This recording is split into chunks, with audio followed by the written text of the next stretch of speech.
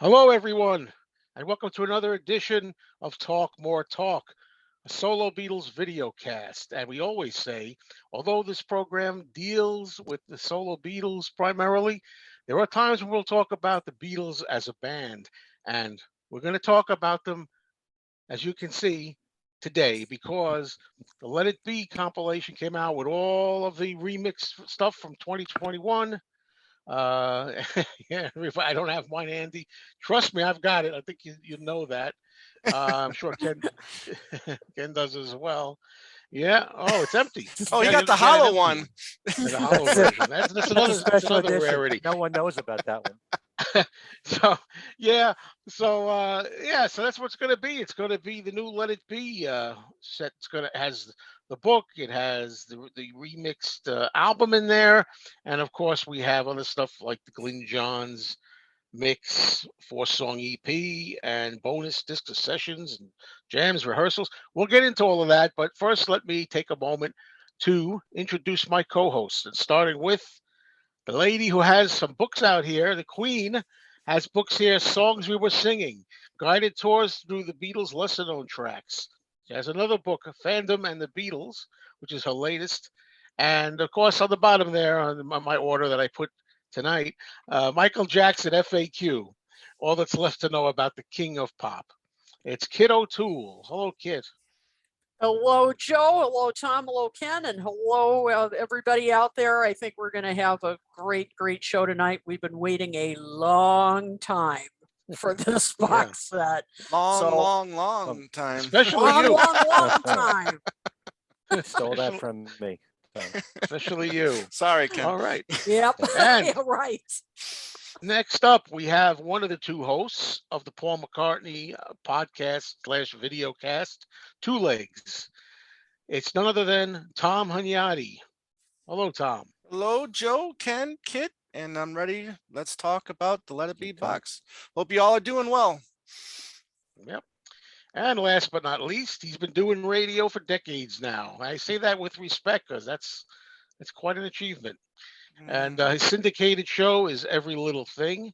He has a Beatles podcast called Things We Said Today, and a YouTube channel, Ken Michaels Radio, and that's his name, none other than Ken Michaels. Hello, Ken. Hi, Joe. Great to be with you. Great to be with you, Kid and Tom. And a great topic. An Yep. exciting time to be a Beatle fan right now. Yeah.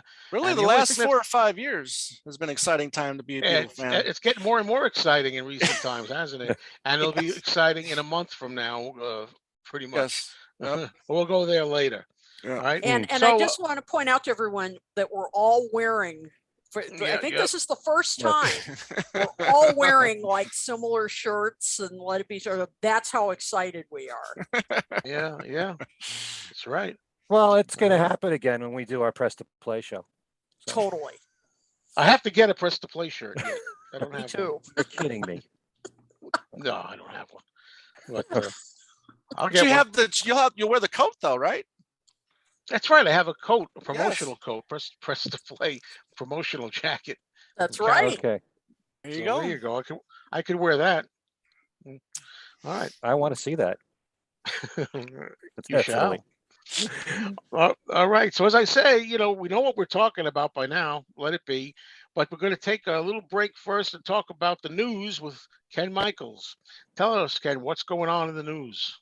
Oh, there's plenty going on in the news, Joe. Let's start by saying that the Beatles' Let It Be has debuted on Billboard's top 200 album charts at number 5.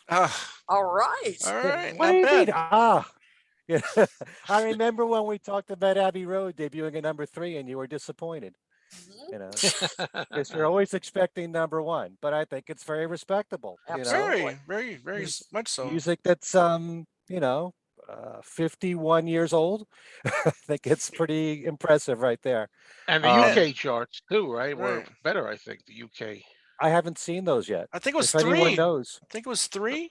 I want to say. might have been Something. two- Yeah, I'm not two, sure. maybe? And Two or If four. anybody knows in the comments, let us Yeah. know. Yeah. And this is for an album that a lot of people consider to be at the bottom of the barrel for albums too. So absolutely very respectful, Ken. Yeah. And I wonder to see, I wonder how long it will stay on the charts Mm, because of everything else coming out with Get Back. I'm sure that'll increase interest in the music from Let It Be. hope so. So we'll see what kind of an impact that has. Mm. To Also, Jeremy and Tom Brennan say number 2 for the UK. Number Excellent. 2. oh, Thank you. very good. Thank you you guys. guys. Yes. That was pretty fast. Yeah. Yes. We always have our listeners to help us out with whenever we need it. Yes, we do. The best listeners in the world right here. That's for Yes, sure. right. All right, more news, and there's plenty of it. Paul McCartney will be appearing at the Rock and Roll Hall of Fame ceremonies this coming Saturday in Cleveland. Paul will be inducting the Foo Fighters. No doubt because of the friendship that Paul has built over the years with Dave Grohl. Among those that will also be inducted with strong Beatle connections would be Billy Preston, receiving an award for musical excellence, and Todd Rundgren with countless Beatle connections. Mm. While I'm certainly glad that Paul will be there to induct the Foo Fighters, it is ironic that Billy Preston is being inducted right at the time of all this Let It Be Get Back activity, Yeah. for which he played such a major part. And it would be nice if Paul was inducting Billy. Yeah. Let's see Agreed. who does. Also, Carole King will be inducted finally. The Beatles were big admirers of Carol's amazing catalog as a songwriter. And it was said that Lennon and McCartney wanted to be the next Goffin and King. And of course, the Beatles covered a few Goffin and King songs, Chains, and Keep Your Hands Off My Baby, Mm. and Take Good Care of My Baby. We don't know if Paul will perform at all, but if he does, it would be the first time in front of a live studio audience, not counting the virtual appearances, Mm. since the end of his last tour and since the start of COVID, not Mm. counting that performance of Lady Madonna Right. or when he did when the Saints Go Marched In on trumpet, Right. in front of an actual live audience. If he That was does a it, kick. I like that. Yeah. Can we put a that's a lot of wager fun. on? We put a wager on whether or not they might do "Cut Me Some Slack." I don't know. Mm, no, Okay. I don't think it'd be nice. It'd be nice, yeah. He better do if he does, he should do something a little more rocking, I think, like that. I Okay. agree. Well, if he's jamming with the Foo Fighters, it's probably going to be something rock Yep. Yeah. Agreed. if that's what he does. Yep. Paul was also present, receiving an award last Wednesday night at the Jacob Javits Center in New York City for the annual fundraiser for the Robin Hood Foundation. This was to raise money for victims of COVID in New York City, and the event raised $77.5 million. It was also to remember the 20th anniversary of the concert for New York at Madison Square Garden, which Paul spearheaded and performed at for the victims of the 9/11 attacks. Paul was at this event with his wife, Nancy, and other musicians were on hand who performed, including Bruce Springsteen, Alicia Keys, and Nick Jonas. The New York Post reports that Paul did not sing, but he sang the praises of New York City when he accepted an award for organizing the concert for 9/11. Okay. So that was the award he was given. Yeah, Okay. for his involvement with the concert from Mm. 20 years ago. Ringo Starr has just made a new video for his cover of the rock and roll classic Rock Around the Clock. It's a simple performance video recorded at Ringo's studio with him alternating between singing in front of a microphone and playing behind his drum kit. Also in the video are two musicians on the record, Joe Walsh on guitar and Nathan East on upright bass. Just a simple, fun video, which you can now watch on YouTube. It's also on our Facebook page. Yeah. Supposed to link there. Oh, okay. Yep. Very good. And he's looking. Watch it on our Facebook page. There you go. There you go. And he's looking so good. I'm actually considering doing the Just for Men look as well. Okay. Try it out. It's amazing how youthful he appears. Yeah, exactly. Mhm. We say it every time, but it's true. Yeah. Julian Lennon has a new book coming out November 9th. It's called Passing the Tribe, a graphic novel, which he worked on with illustrator Bart Davis. And the book is available for pre-order. And it's described as a graphic novel that showcases young people protecting our critical environment and teaching us that we are all part of the struggle to save the Earth's future and sustain the human race. Julian's previous books have all been aimed at children to teach them the importance of saving the environment. This will be a live online book signing as well on November the 9th at 2 p.m. Eastern. To watch that and to order the book, you can go to premiercollectibles.com. And on that page, you can ask Julian a question while he's doing his live signing. All right. And on Instagram, Danny Harrison reported that he is mixing new music with Paul Hicks. And he says, watch this space. I guess it's a new album coming from the new number 2. Thanks to Marv from Yes. Pods Like Us. Our buddy for that Marv. information. How you doing, Marv? We get lots of information from people all over the place, Yes. from Facebook pages, from other podcasts. So thanks to all of you. It's a landslide.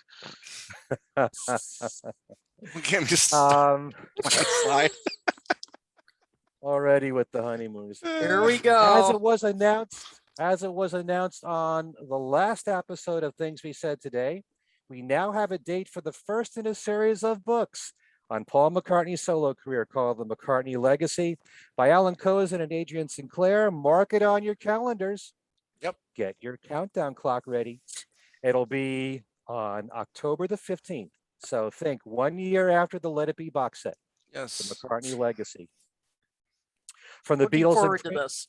oh, Mhm. yeah. Yeah. We're going to get into some very heavy talk with Alan Kozin and Yep. probably Adrian Sinclair. Adrian Sinclair. Yep. Absolutely. On probably both our podcasts. I hope so. Yeah, I'd something love to look get him on forward here. to. Probably 3. Yep. Yeah. Oh, yeah. Mm.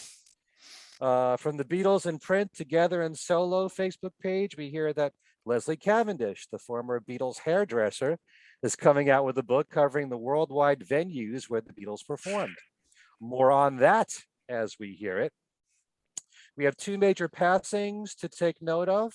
Paddy Maloney, the Irish musician who co-founded the Chieftains, has died. Paddy played the Uilleann pipes on Paul's recording of Rain Clouds. Paddy also played Aeolian pipes on the McGear album. That's Mike McCartney's album with Paul, for a song called The Casket. And Paddy played on every Chieftains album. He was 83. Now, one of the great singers in pop music, Jay Black, the second Jay of Jay and the Americans, has died at the age of 82. Not much of a Beatles connection. However, Jay and the Americans were one of the opening acts for the Beatles' first concert in the US at the Washington Coliseum in 1964, along with the Righteous Brothers and Tommy Rowe. With special thanks to another one of our listeners, Greg Rappa. We learned that Criterion will be releasing the Beatles' first film, A Hard Day's Night, as a 4K Blu-ray combo. Mm-hmm. Special features include 4K restoration, approved by director Richard Lester, with 3 audio options, a monaural soundtrack, as well as stereo and 5.1 surround mixes, supervised by sound producer Giles Martin at Abbey Road Studios, presented in uncompressed monaural, uncompressed stereo, and DTS HD master audio on the 4K Blu-ray and Blu-ray.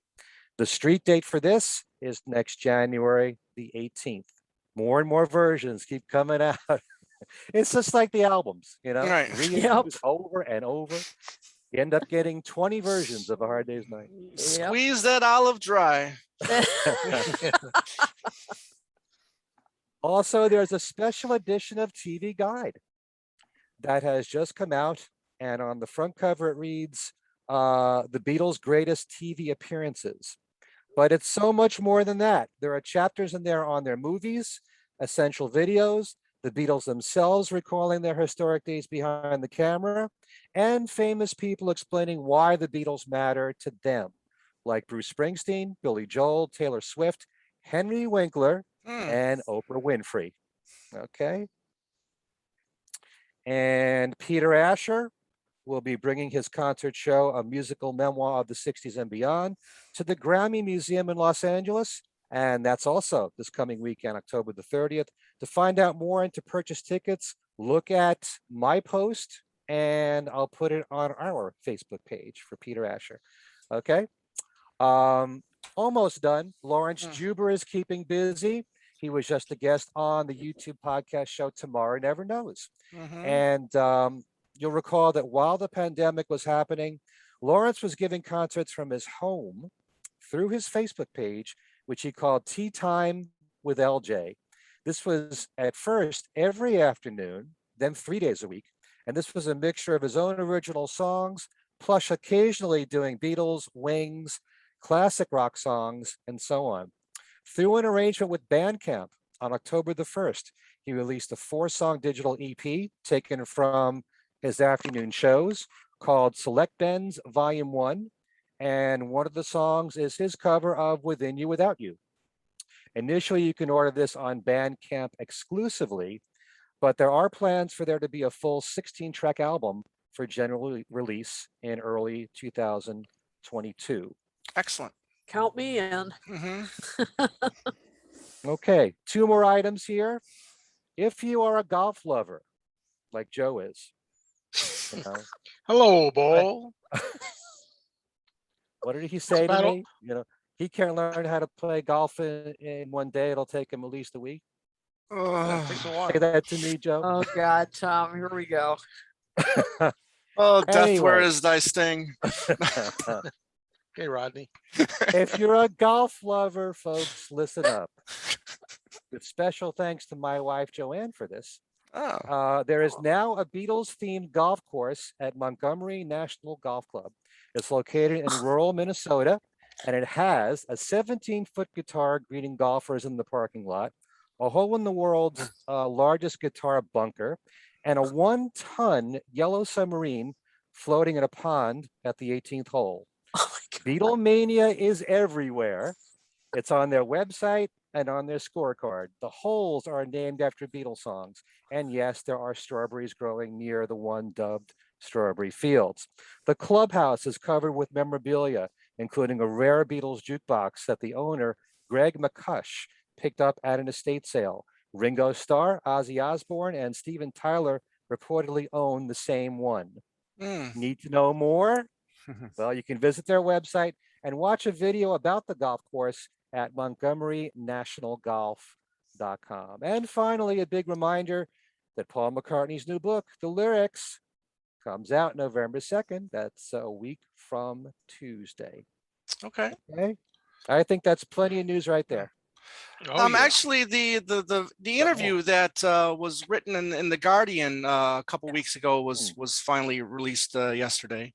And I know some of our listeners got to listen to it. I haven't got to listen to it yet. But the interesting bit about it was when he was used the word instigated in that little snippet, we didn't know the context. And that, well, apparently the interviewer, originally used that word instigated with Paul. And then, no, that's when he interrupted the interviewer and said, no, it was, but I don't want to, ruin so everybody go, it's on the Two Legs page, Facebook page. You can listen to it there. And I'm sure you can listen to I've it listened everywhere. to most of it. Yeah. And it's nothing earth shattering. Right. I mean, the information in it, but yes, that definitely is the most interesting part of the interview Right. when the interviewer said instigated. And Right. it's worth a listen, particularly for that part. And yeah, I won't ruin it for you. It's almost like he was trying to trap Paul. Yeah. Using that word. And the interviewer doesn't seem to exactly believe him. It's really strange. It's a strange. It's completely like a typical interview with Paul up until that point. And then I don't know if the interviewer was trying to get a rise out of Paul and thought, I'm going to throw this at him and see how he reacts. I don't know. It's very, very odd. But Okay. check it out and see what you think. All right. I will. And that's the news. All right. Thank you, Ken. There you go. And we're ready to dive into the Let It Be Remix 2021 by Sam O'Kell and Giles Martin. So let's start with the packaging. Tom was just flashing it. I'm just curious as to what you all thought of the packaging. I liked it very much myself. The design, Yeah, no, it's cool. It's Anybody? It's just about the same size as the White Album box set, so it goes nicely next to that, a little uniformity, if you will. Yes, we love that, Tom, don't we? We do, my friend. I like that it's got the the holes in the box, and you can slide the book in and out, and you got yourself a little album cover that way. Like that.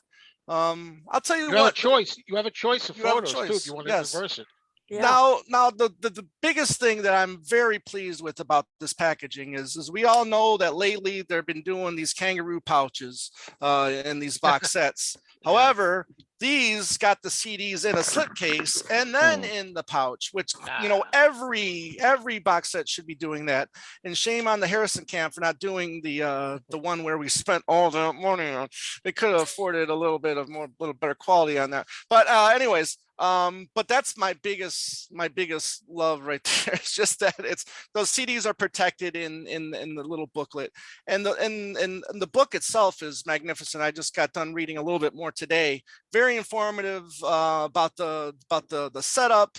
Very informative. Go track by track. I'm sure. I mean, some of us probably learned a little bit through reading the text in this book, but very informative, very happy with what I was reading so far. And I thought maybe they could have got a little bit about Enoch Powell in the Get Back story, but I guess they didn't want to do that. So, but anyways, very happy with it. The packaging. I agree. I think the packaging was very well done. I mean, it's feels like, I mean, just a very nice, like, addition to your library. I mean, it's just, it has that feel to it. And I agree. I love this the window effect here. The book was a nice surprise that unlike say the All Things Must Pass edition that was just a glorified brochure, that this was that this is an actual book. And so it's like, wow, we get the Get Back book and this. I mean, that's a nice, and I haven't gone through this entire book yet, but what I've seen, it does a pretty good job of going through each track. There's definitely some some recasting of history, shall we say, of they're saying the myth and reality, and trying to make it a recasting, it wasn't so bad kind of stuff. But it's good to have the technical information. I appreciate that. A lot of the photos in it are great. And I second you, Tom, on the packaging of the CDs. Much more solid, protection here, with in addition to the kangaroo pouch, having them in the cardboard case, the slip case, definitely better protection. For the CDs. So yes, packaging, I think they did a very, very nice job. Well, I'm glad you talked about the book a little bit, because I was going to bring that up, but I haven't really delved into the book.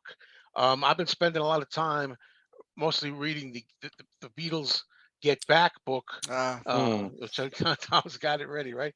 Which I find that fascinating, with the transcripts and everything, and the great photos and so on. I've been really reading that. I haven't. Yeah, they were right. Yeah, that's highly recommended. Can't really see it very well, but yes, there we go. Yeah, it's highly recommended for big time Absolutely. fans. Ken, do you have any thoughts on the outer packaging? I don't get too involved with the packaging of the the music. stuff. I'm very pleased with it. It's I guess you know how I feel. I dive right into the CDs, but I did browse through the booklet, which I was very pleased with, and I think they very thoroughly talk about each song, and specifically the outtakes that you hear in the box set, which is an explanation of what happened with each session, and why they picked this particular version of each song. And I like all that. I was very pleased. Mainly I've been listening to the CDs and reading the Get Back book like yourself. But so far, because of the fact that you're getting the Get Back book, and that you're now going to be treated to the pleasurable side of these sessions, the joyous part, there is very much a good chance that this will be, somewhat balanced. I think everyone seems to be concerned about whether or not we're going to get the good and the bad. And, it's a funny thing, reading the Get Back book. And I just did a show on my YouTube channel with Al Sussman and Tom Frangione talking about this. But, you really get the feeling when they're talking to each other in the studio that a lot of what George is saying is being ignored. That Yeah. George doesn't want to do a concert, and they're talking right over it. Like, it doesn't seem to matter what George is thinking here. But, one of the reasons why they scrapped the whole idea of going to different locations and everything, is because they knew that George was upset. Right. And, it was under his condition that they continued at Apple. Right. And, have Billy Preston with him. So, but just you kind of got the feeling. I was looking at things through George's eyes, as I'm reading the transcript for Get Back, and that's how I was feeling. But we'll see between everything that we get, especially the Get Back book and the Get Back movie, how they treat it. And I think that, knowledgeable Beatle fans know that it wasn't all one thing. It wasn't all gloom and doom and misery, and it wasn't all happy times at Apple Studios. You got to mix the two together and see if they come to a happy medium there. But, we shall see how it all plays out. Ken, you brought up a good thing. You brought up a really good point too about kind of ignoring George a little bit. If you listen to those Niagara tapes, especially those early days, early on in the sessions, you hear a lot of that. People playing their instrument over who's talking, maybe just playing a completely another song while someone's trying to talk. So there was a lot of that going on during those sessions. It just wasn't for George either. I mean, I think Paul got a little bit of that as well. Right. Absolutely. Yeah. And that's the beauty of a book like Get Back, is that, it takes you day by day, and what one Beatle said one day could be very different than what he said the other day, or his attitude could be. I found it kind of interesting that towards the end, they're talking about the next album, and Paul seems to be bored with, it's always the next album, isn't it? It's like, the Beatles were a band that didn't want to keep repeating themselves. And I think that Paul loved this whole idea of doing a concert, their first new concert in 3 years. And, most bands, if they were going to do a concert, would just play their newest album and maybe a few oldies. Like they just finished the White Album. But no, not the Beatles. They have to record brand new songs. Right. You see them rehearsing it and then do a concert of those songs. And so, and to read that George Martin thought that was a pretty cool idea in the book. I thought that was pretty interesting. Yeah. Right. Absolutely. Okay. Pretty good observations there. Well, I think we should move on to, and first is pretty fitting to talk about the actual remix first. By Giles Martin and Sam O'Kell. And I'm going to go around and get some opinions. I'm going to start. I think I'll do Tom first this time. Tom, so what do you think overall? Maybe you could all tell us maybe the things you liked, highlights, maybe even things maybe that you didn't like, if that's the case, of some of the remix. Yeah, thanks, Joe. There was some little subtle differences here and there. I mean, obviously, some bass and some drums here and there, like we've been getting a lot since Sergeant Pepper. With these remixes, you're definitely getting a lot of extra bass and drums with these. I feel like there's some songs you're getting like maybe a little louder, kind of like I Dig a Pony. There's a kind of like a little extra crunch in there, or a little louder into my ears. What was I Mean Mine? I kind of enjoyed a little bit. I like it when you can tell kind of like when the bass and the bass drum is brought up, because when I'm listening to my car, got my hand or my arm on the side there, you can kind of feel the vibrations from the speaker. So I kind of like that because they were a little bit flat there in early, especially in those 80s CDs. But I did dig the rockers, especially I've Got a Feeling, I thought was done very well. Again, not a lot of mind-blowing changes, but then just a little, up with the guitar maybe, or with the drums. And then the one that I think I noticed the most changes was John's voice on Across the Universe. I think that was kind of like almost a the John Lennon camp, if you will, where they're just bringing the vocals up on him on just about every track. It seemed like they really focus on his vocals there on his solo stuff. So that was, I think, one of the better changes they made to this to the remix. So not a lot of big deal changes. I mean, again, I think maybe that Sergeant Pepper was probably the one that you could tell the most with the changes, but this one, subtle, but again, a good enjoyable listen. Again, if you don't like it, we still have the 2009, and you can listen to that. Yeah. But an enjoyable listen for sure. Okay. And Kit, how about you? I know you were the last one to get your actual physical set. Yes, indeed. Believe, Yep. but you've probably heard it before that. Yes, yeah, I was listening to it online, and so it was, but great to finally hear it when I got it in my hands. Yeah, it's interesting, I thought the same thing, Tom, that the Sergeant Pepper set was more revelatory for me when I went with those remixes, because Let It Be, Abbey Road, those albums were, fairly well mixed to begin with. I mean, they didn't need dramatic remixing, to start with. But there were some highlights here for me. Two of us, I thought, benefited in that Ringo's drums really come through. Yeah, that bass drum really comes through loud and clear. I think it's you can hear little fills that he does I hadn't noticed before. It just his drums just have a much rounder kind of sound. It sounds like it could have been the whole recording could have been recorded today. I really enjoyed that. I Me Mine, I think the benefits as well, has some more punch. I think in this track, maybe it has a little more bass to it. The grit on the guitars are just a little louder. Maybe it's like you were saying, Tom, it's the louder kind of aspect to it. Right. I've Got a Feeling, hands down, the highlight for me on these remixes. Wow.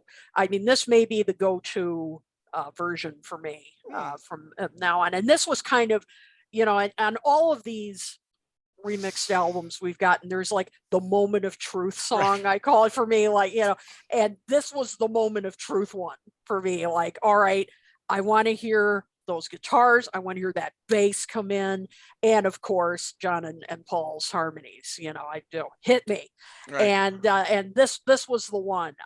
You can really hear Paul's bass. You can hear some, even more guitar interplay between George and John I hadn't noticed before. Billy Preston's piano comes through. I could even hear more of Paul's, yas and woos, right. I bet I had noticed before. And I loved hearing some of that during when John was singing by himself, Everybody Had a Hard Year, that right. part. You could hear Paul egging him on in the background, and yes. There was a couple of extra yas that I'd never heard before.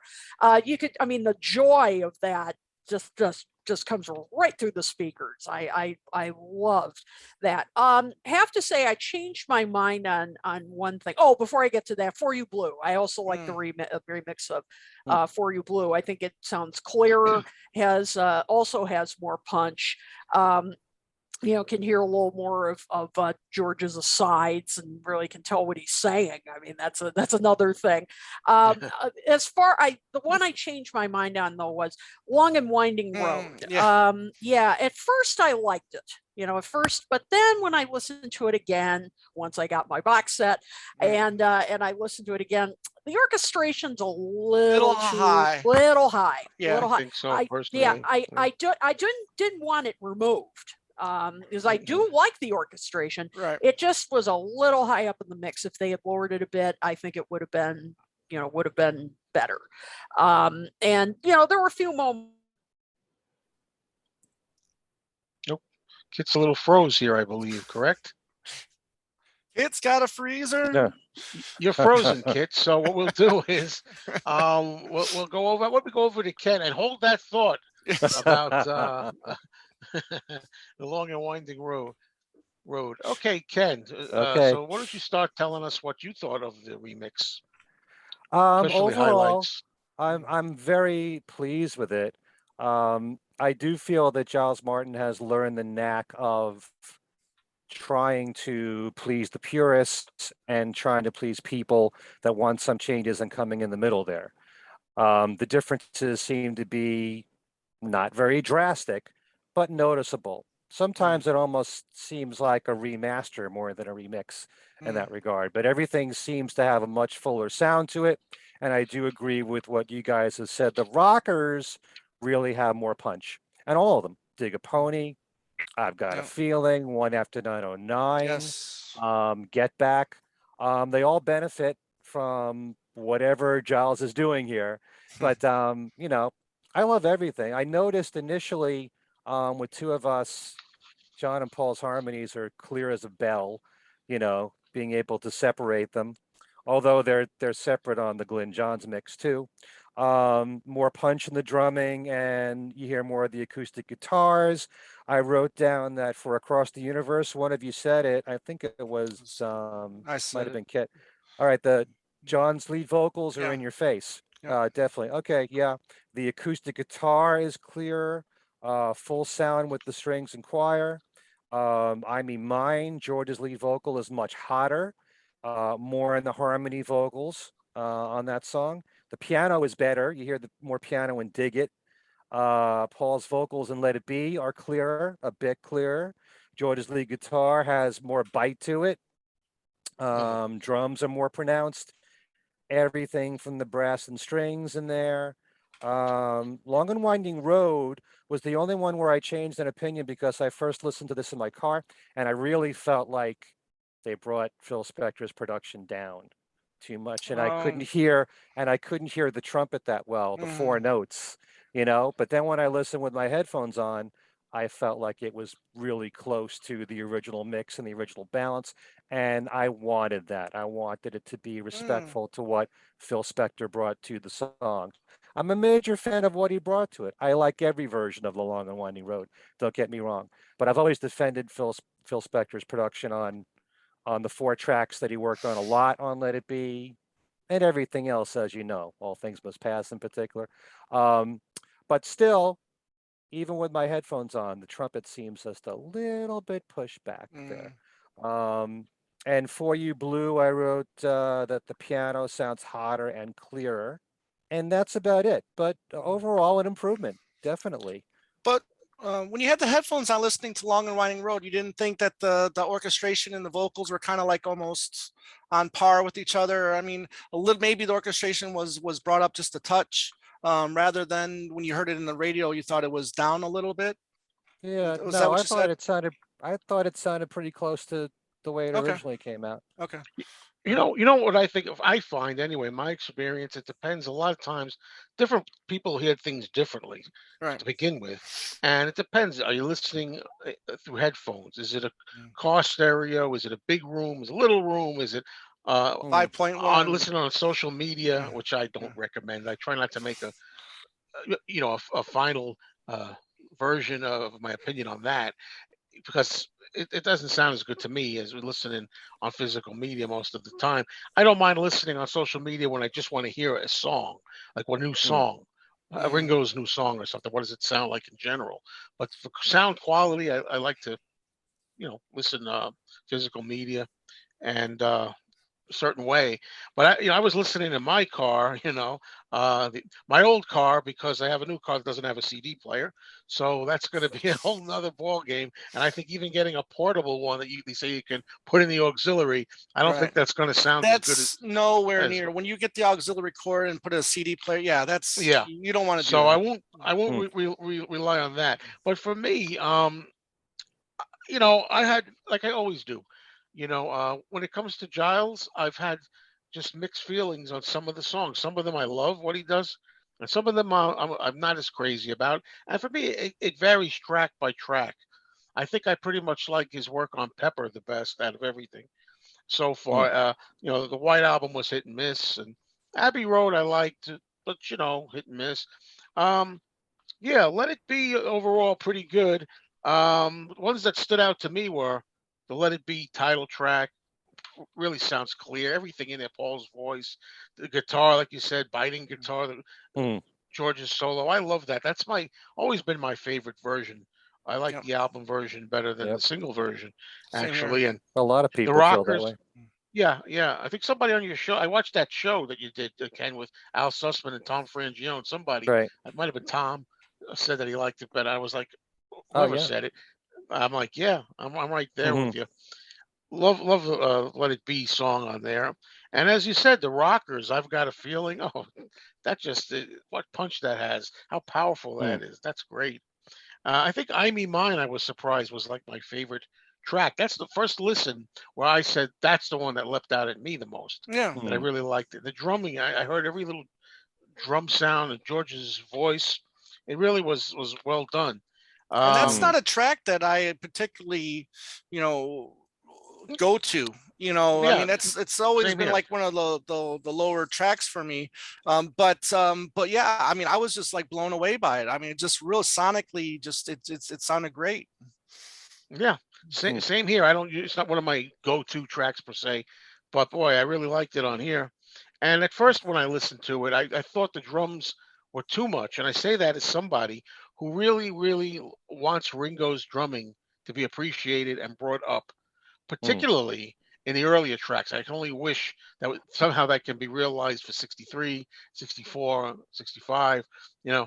But at first, when I turned it on, I was like, oh my, I couldn't take the drums on Two of Us was so loud and brought Mm. up. But then again, I tend to listen to bass like way up, like, a 9 or 10 out of 10.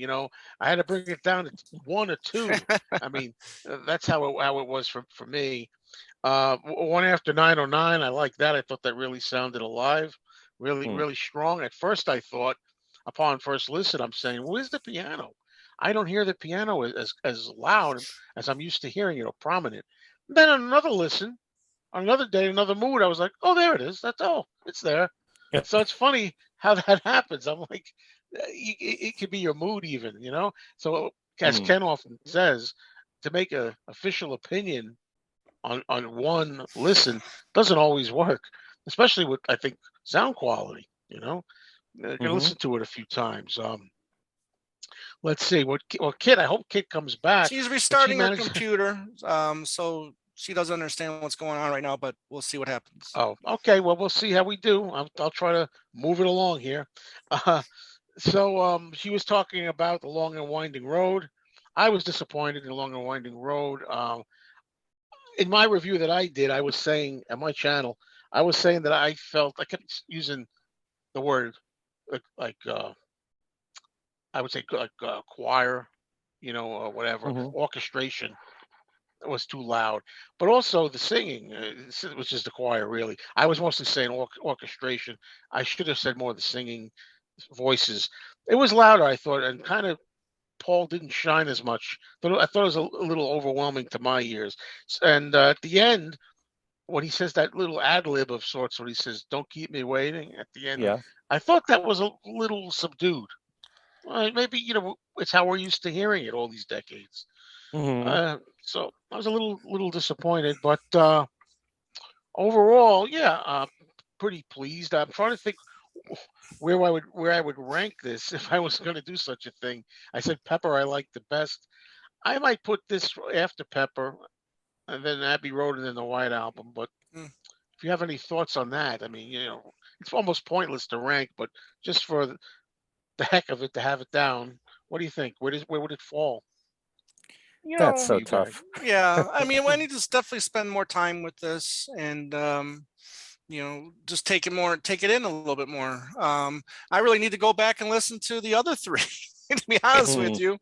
you, because it's funny because these sets come out and then a month later, we get the next release that we need to pay attention to. And these last what 4 or 5 years, the fourth quarters have just been so strong with releases. That you don't really get the time that you really need to soak this all in sometimes. And we had Exactly. famine for so long, and now we get feast and Oh, everything. Kit, looks like your mic is off. Yep, unmute yourself, Kit. She'll be back. You're muted. If you can hear us. There he There you go. is. There we go. Yay. Yeah. All right. Oh, my Zoom application crashed for no apparent reason. Kit, who's zooming who over there, Kit? Bang zoom Bang Zoom indeed. to the moon. Well, Kit, if you were Zoom in, composed zoom enough out. after that harrowing experience, because it's live, folks. This is not on film. It's all coming to you very live before your Very eyes. live. Yeah. So, you were saying about the long and winding road. You were in the middle of just talking that, about yeah, that. it You was changed just your mixed. mind on it. Yeah, just that the orchestration was mixed too high for me, and that that I changed my mind on it. That I liked it, but that it was just, that the orchestration was just too high in the mix for me, and that if they had just lowered it a little bit, that it would have been, much better, because his vocals sounded great. Well, see, and you But- bring up a good point, because I really feel that is the strength of that song is Paul's vocals. But however, when we get to the bonus disc, I'll talk about a version of it that I'm really happy with. Yep. But Yeah, this I is think interesting. Didn't Paul say something to the effect of, well, maybe if he didn't want to change it, but he kind just of the He didn't memo. want the harp. Yeah, just the doesn't harp like he the wanted harp. lower, and it's in the book. The memo that he wrote is in here. Yes. Yes, it is. But I think it's all the elements mixed together. Yeah, I love Paul's vocals on the song too, but I love that whole arrangement, the strings, the choir, everything. Yeah. Oh yeah, It's I do masterful. too. And to your I point, love it, Ken, yeah. to your point, Ken, I mean, that's the version that went to #1. You can't deny Yes. that. However, we'll never get to know, if it was the stripped down version, how well that would have done. You know? That's true. I personally think it never would have done as well. Mm. And that's Possibly. for a That song opinion. that I love to death. Yeah. You could be right. Yeah, because the one that went to number I one could be was crazy. the one with the Spectre one. Was the one that went to #1. Yeah. So, as it turns out. All right. So let's now move on to, well, the first thing I went to, for whatever reason, I like listening to the extras a lot first. I know I'm not alone in that. And I picked the Glyn Johns mix first. I was really anxious to hear that. And, it's been available really since 1969, I think it was broadcast, and some of it anyway. Or maybe the whole thing, now that I think of it, but whatever. The earliest bootlegs that we've heard those versions before, and so on. And I just wanted to hear how it translated. If the speed sometimes wasn't right on some of those old boots. It was too slow sometimes on some of the ones I had. If you had a pitch control on your turntable, you could make it normalize. But anyway, that's the first thing I went to. And I'm going to go around and see what people thought of that. And Kit, since you've been away for a little bit, let me start with you with the Glyn Johns. Have you had a chance to drink that in? Yes, I have. And well, first of all, I think this is one of the highlights too, in that, as you said, we've heard them before, but not in good quality. I'm glad that we finally have them in decent quality, corrected, as you said. And so it was really a pleasure to finally hear them, because I think I have heard some of these, and I think we all have, but like copy of a copy of a copy of a copy. and so it is so great to hear them, and it was kind of fun. I'm sure we've all done this along the way, sort of playing a game with yourself of like, if you were one of the Beatles and Glen Johns presented this mix to you, would you have accepted this? Although I enjoy it, which I'll get to it later, I will say I think they made the right decision. I have to agree with you. I have to agree with you. But it's interesting to see, and hear what he was trying to do. He was definitely trying to create that fly on the wall experience even Yeah. more, which, Yeah. you know, and I appreciate that. But, you know, I, of course, do agree, however, with Glyn Johns' decision that, you know, Don't Let Me Down should have been on the album. I agree. I wish it had been on the album. But, you know, I didn't agree with the take that he Yeah. chose. Yeah. You know, I don't think that was John's best vocal. Loved Billy Preston's piano on it, particularly the little bit of the extra solo at the end. You know, there were just moments like that. Also interesting, and we'll see it again later, Teddy Boy, which, you know, as I listened to it, I thought, I've heard this version before. Yeah. And Yes and no. And it turns out exactly yes and no. Looked it up, you know, on Anthology 3, and yes, we've heard half of it right before, because you know, yeah, we've heard part of it before, and so it's just you know, just reminded me a how longer Anthology, intro, I think. Yes. Just interesting how in Anthology 3 we heard, you know, different kind of Frankenstein kind of cuts, and so and it comes up again later on in the set. So you know, but it was fun to hear the whole thing, which is kind of interesting. But so that was kind of the interesting part of it for me, is just to hear it in such good quality, and to kind of play that game of, would I have accepted this? And I have to go with the Beatles on that. I think they made the right decision. Because you know, the whole idea originally was just to catch it live, so to speak, and raw with the rough edges, which is why there's there's talking, and there's some of the playing isn't that good. Right. You know, and to put it, you know, mildly. And I love stuff like hearing the talking in between, you know, John asking Ringo to give a nice big on his cymbal to give him the courage to come screaming in. And I love John doing square dance calls in the middle of Teddy Boy. It's all, if that was the plan, which I think it was originally, just catch us like as we are live in the studio. That's why that was formed that way, I guess, for an album. But upon hearing it, maybe they thought, not such a good idea. Let's do something else with it. Ken, what's your take on it, the Glen Johns? Well, to me, this is I've never been a big fan of the Glen Johns mix. It's never done much for me. Maybe it's because, as you had said, we've gotten copies of copies over the years, and it hasn't had that much presence for me.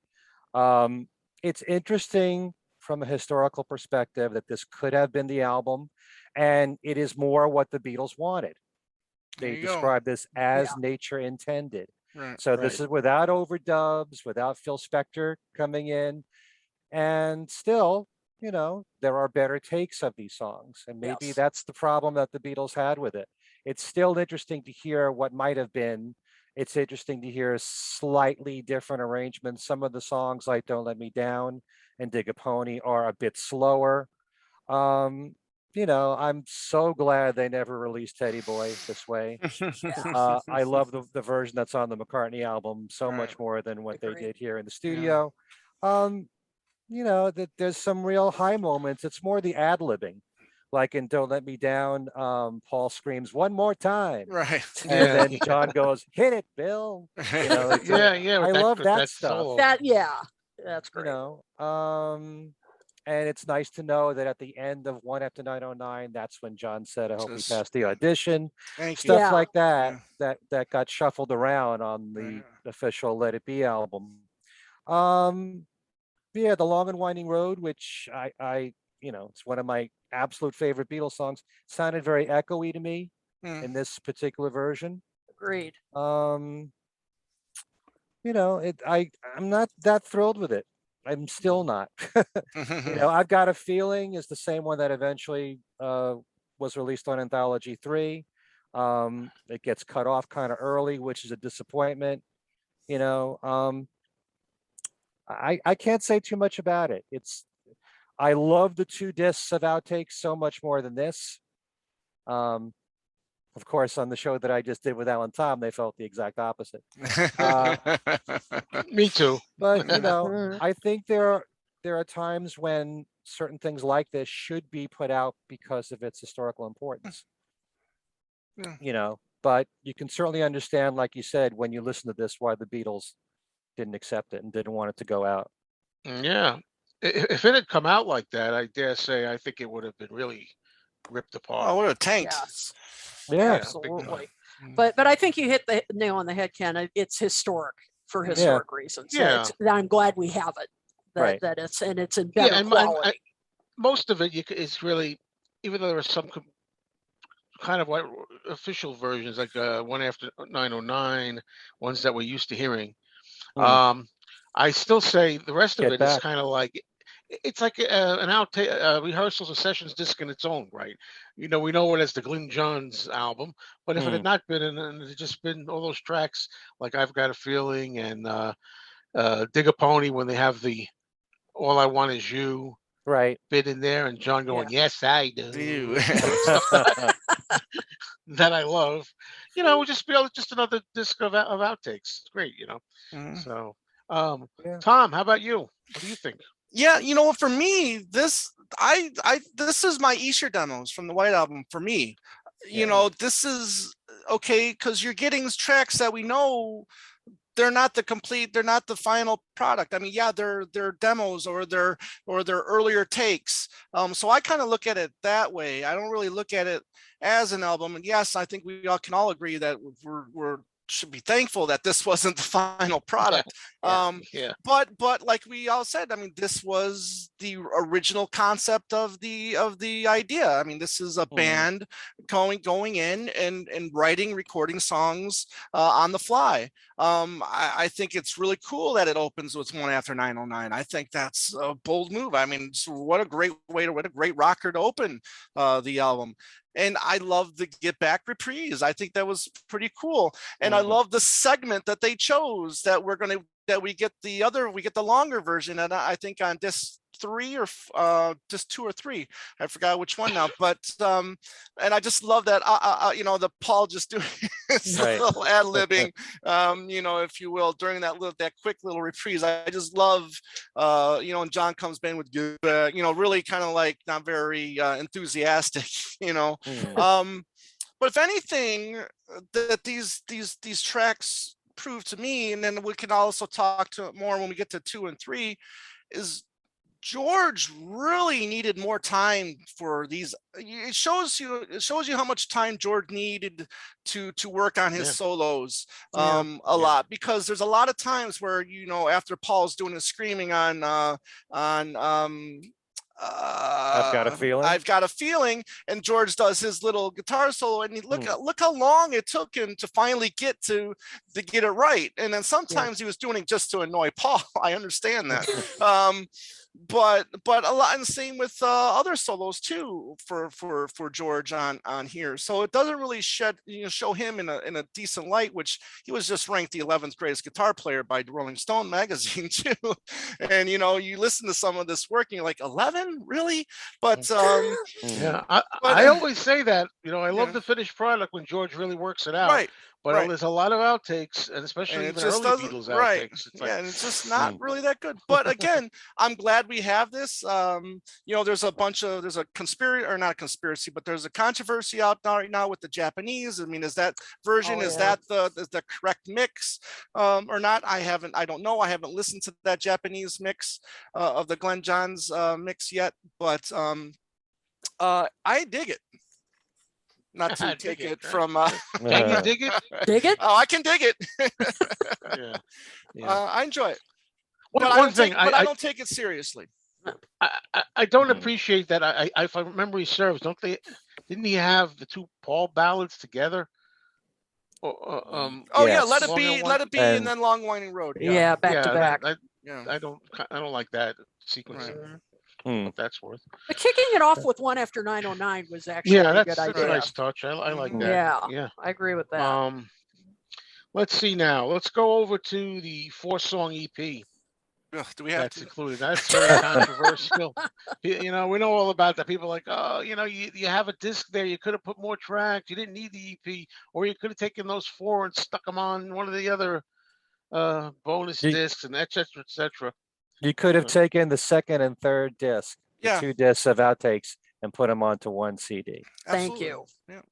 you Yep. know, And we say this with a lot of the archive sets that have been coming out, Right. especially with Paul's archives set. I mean, those two just 2 and 3 on Flowers in the Dirt could have easily gone on one disc. Yeah. well, then why don't we'll pass that. We know how we feel about that in general. I guess most people do feel the same. And why don't we just go to the actual tracks? What's on there? You know, we got the Glyn Johns mixes of Across the Universe and I Me Mine. And then you have Don't Let Me Down and Let It Be, the remixes of the original singles. Mm-hmm. So starting this time with Ken, let's see Yes. we'll talk about those four. What do you think? What do you like? What do you not too crazy about? Or maybe you love them all. Who knows?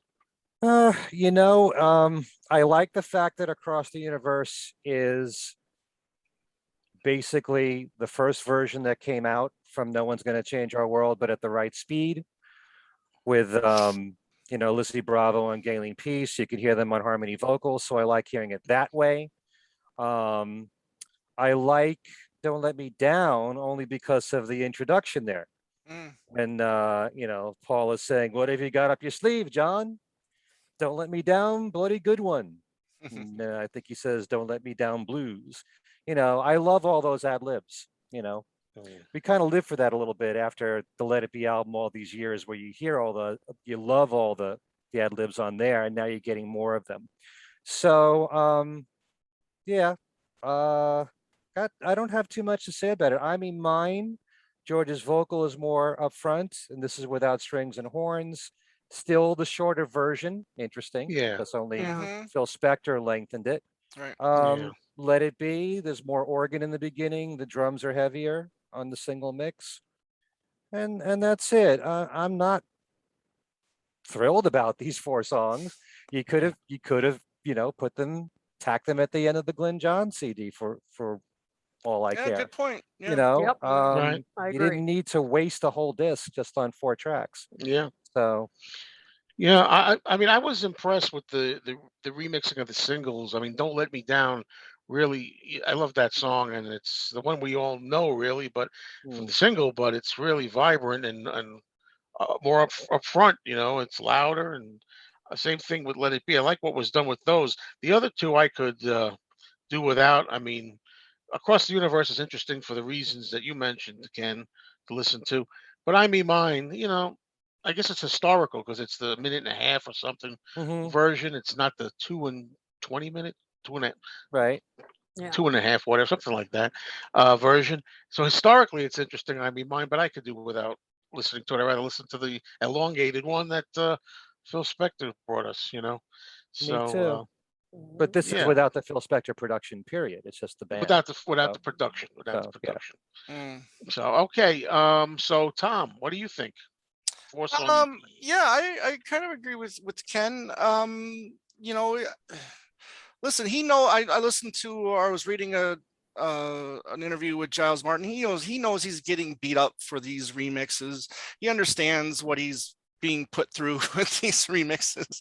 He knows he's going to get criticism for these remixes, and the way it's organized. And yeah, and this disc 5, I do like that they picked the I Mean Mine, because I kind of like it short. I like it shorter. I think it goes on, maybe it's short as it is with After Phil Spector, don't get me wrong, but I kind of like it even shorter, to be honest with you. I think it works better that way. But yeah, the Across the Universe is fine. I like you, Ken. I just don't really think much about it. Where's Old Brown Shoe? Why couldn't that been on here as well? That was only recorded a couple weeks after, in February. That could have been included on here. Well, they wanted to keep it all January. Yeah, I get that. But there's other stuff that could have been on here. I mean, if you listen to those bootlegs, those Nagger reels, if you will, there's so much stuff that could have been on here as well. But listen, I'm glad to Which have will this set, but sure we'll be getting to yeah, to that. yeah. Let It Be's fine too. I don't have a problem with any of these mixes, but again, I think the biggest problem I have is just because it's four songs on a CD. I think it's a waste. Yeah, takes away from the songs in a way. I think it takes yeah. away from the momentum of disc 2, disc 3, and disc 4, and then all of a sudden you throw in this disc 5, and then it kind of just leaves you wanting more. I'm pleased with All what right. we got, but the biggest disappointment is that there's so much more we could have gotten. Oh, don't And get the me people started. who have really, well, we are going to get started on that very soon. All right. Oh yeah. Save the best for last, right? Yeah. Okay, what do you think about the 4 songs? Yeah, I mean, I have to agree. I mean, it was just such a waste to put them on an EP with just 4 songs. Yeah, it doesn't it doesn't do them any service. I mean, it just comes off kind of like an afterthought, and Right. it really it shouldn't. Probably my favorite mix on this is Across the Universe, because I love hearing Lizzie Bravo and Galen Pease's backing vocals. And it is lovely to hear that. Although a viewer here, Mark Zuckoff, points out, and I agree, that our friend Ken Womack did a review of the Let It Be box set that appeared in Salon earlier this week, and he mentioned that really it's hard to improve on the Let It Be naked version of Across the Universe, which is just gorgeous. It's I more do bare like that. bones. That's a gorgeous version, so it's hard to improve on that. So that's a good point, Mark.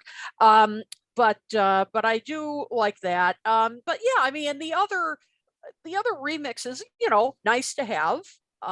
But they didn't really excite me in any particular way. I mean, it's just kind of like, okay, good to have the shorter version of I Me Mine, the original version. I kind of disagree, Tom. I like the longer version. I think it's a great song, so it's like the longer the better for me.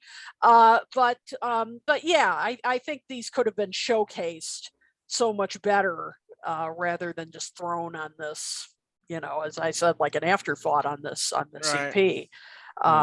So yeah, I mean, other than Across the Universe, yeah, not too much more to say about it.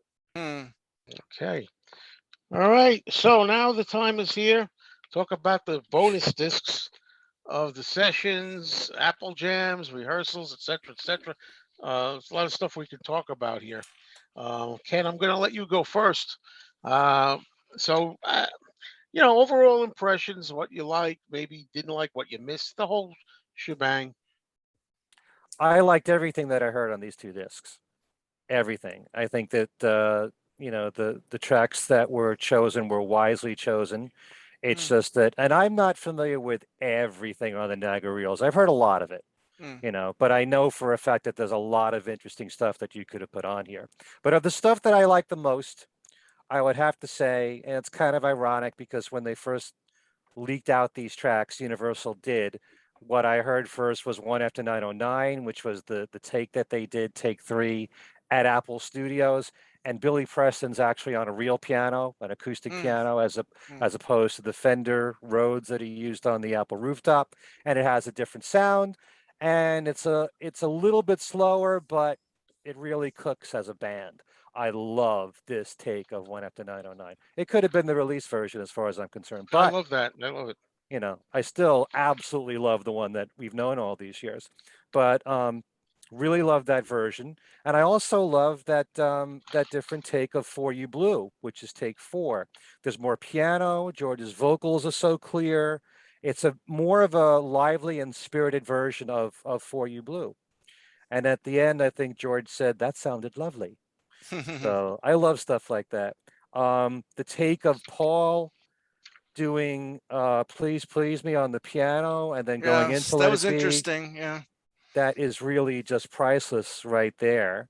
And with credit to Tom Frangione on the show that we did together, as you all know, Please Please Me, when it was first written, was supposed to be more of a slow ballad, kind of Roy Orbison-esque. And here, the way Paul's singing it, it's slower. It could have been more like that, when they first wrote it. So it's interesting that that's the beginning of their careers. This is close to the end. He bookends those two songs together, and I like hearing the descending piano lines at the very beginning of "Let It Be," which is not what the version that we've heard on the single or the album. Excellent outtake of "I've Got a Feeling." Also, "Get Back," take 19. It's interesting to hear that take because they used the coda from that in the single version. So that was an edit that we've known all these years, but you hear the actual full take from the song in which they use the coda. That was very clever. "Don't Let Me Down," the rooftop performance, even though John screws up the lyrics, we're used to that. Otherwise, it really was a fine performance. I love "The Long and Winding Road" and "Let It Be." Great takes altogether, the ones that were in the movie. From the movie. "Get Back," take 8, the ad-libs from Paul. "It's 5 o'clock, your mother's got your tea on, take your cap off," all that stuff. Right. I love that. And I also love the fact that they included a few songs, there could have been a lot more, a few songs that they released later on in their solo careers. "All Things Must Pass" being one of them, and "Give Me Some Truth." And of course, you do have Teddy Boy on the Glyn Johns mix, but there's so many other songs that they did at that time that ended up on their solo releases that I wish were on there. And I also do like, there's two versions of "I Me Mine" in there. One is just the backing tracks, which is really cool to hear without Paul, without George singing. And there's also a rehearsal of them doing "I Me Mine," and there's an instrumental bit in that version that's not in the final version. It didn't really work, but it's just cool to hear that they experimented with that. So those are my favorite moments there altogether. It was a bit of a surprise to have a Billy Preston song in there. Without a Song, it's called. And it's actually John and Ringo.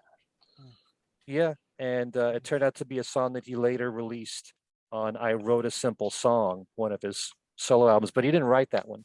It's actually from the 1920s, I think, that song. But there's so much good stuff on those two discs, but it's just knowing that there could have been a lot more. Yeah, and of course, everybody has their wants and things that are missing that they wish were on. But I've never been able to listen to a lot of the, "Get Back, Let It Be" stuff. Oh, I mean, how many discs worth are out there? 80 something. 83, I believe it was. Oh boy, I couldn't. There was couldn't more do it. than that. It's either 83 or Could be. 86. One of the two. I'll tell you, in the beginning, in the early years, when the first bootlegs came out of "Let It Be," I was really bored with that stuff. Now I find it really fascinating. Right. Because there's a lot of interesting stuff. When you hear a song take shape, when you hear them try out things that don't work, that I just find so fascinating. And anyone who studied this stuff knows what I'm talking about. Even just, two of us, they rehearsed at a faster version. Right. And I was just gonna say, it would have been great to have something like that in this collection, but I've done enough talking. Yeah. Well, and of course, the highlight of the whole set, we finally get the walk. 55 seconds or whatever. Yeah. All right, Tom, how about you? What are your thoughts? Well, how much time you guys have? I'm surprised. To me, it looks like we're of all shows, this is going faster than I thought. Yeah.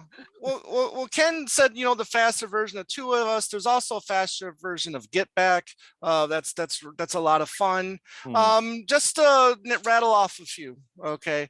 Another Day, Backseat of My Car, Besame Mucho, Child of Nature, Every Night, Hear Me Lord, Hot as Sun, I Got Stung, Isn't It a Pity, Mama You've Been on My Mind. Songs that they've recorded or attempted to start off. These are just a few during that month.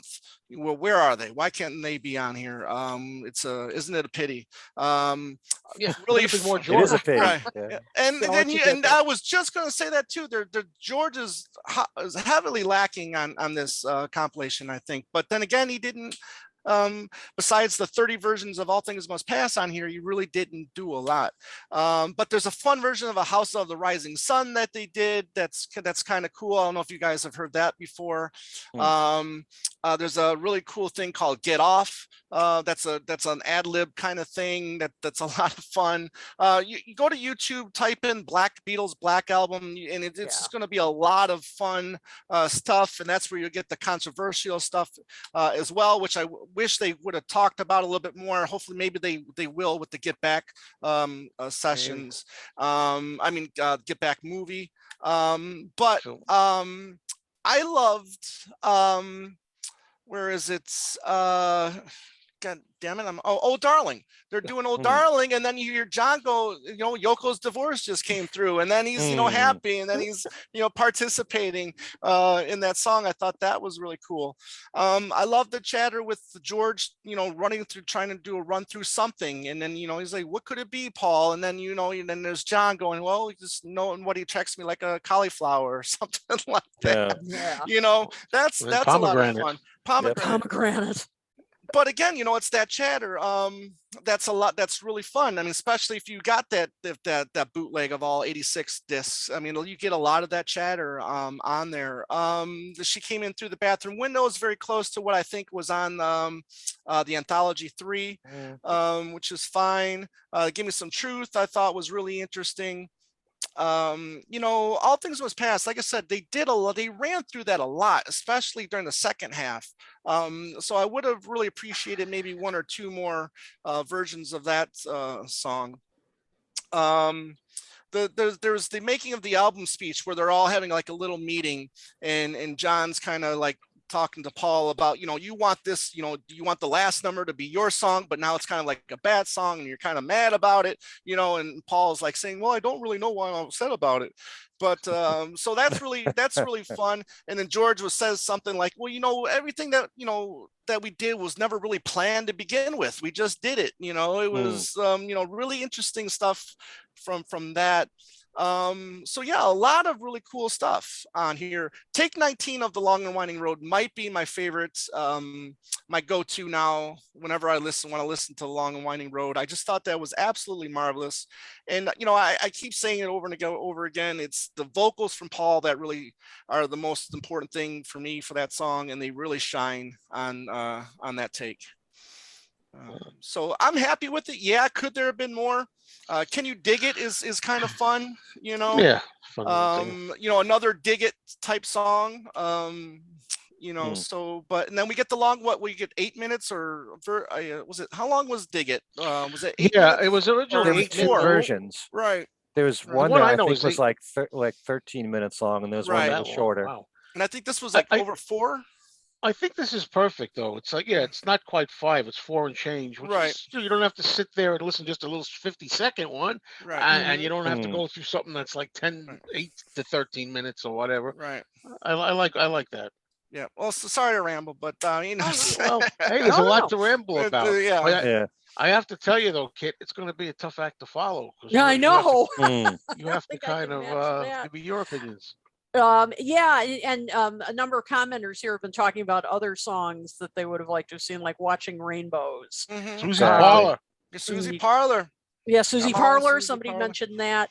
That might be in the movie. I bet you that's going to be in the movie. I hope a lot of this stuff will be in the movie. I'm hoping that like the first whole episode is just all like the Twickenham stuff. Yeah. I'll throw in Mailman Bring Me No More Blues. I wondered why that wasn't there. So I mean the list goes on and on.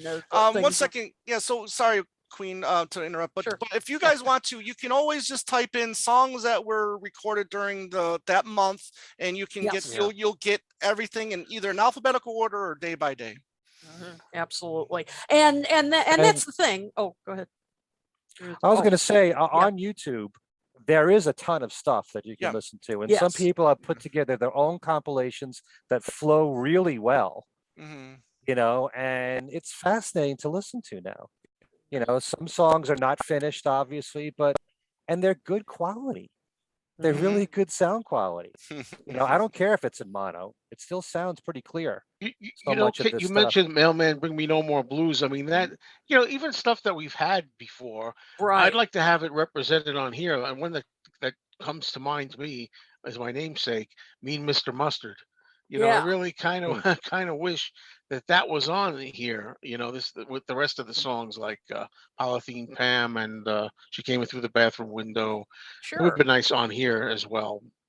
Exactly. Because they were recorded in the same period. And even Absolutely. if we've had that previously, because I'll be Mhm. honest with you, a lot of times I get tripped up. People say such and such was on Anthology 3, and for Mhm. whatever reason, for me, when I listen to the anthologies, I usually play 2 the most, and Yeah. 1, Hmm.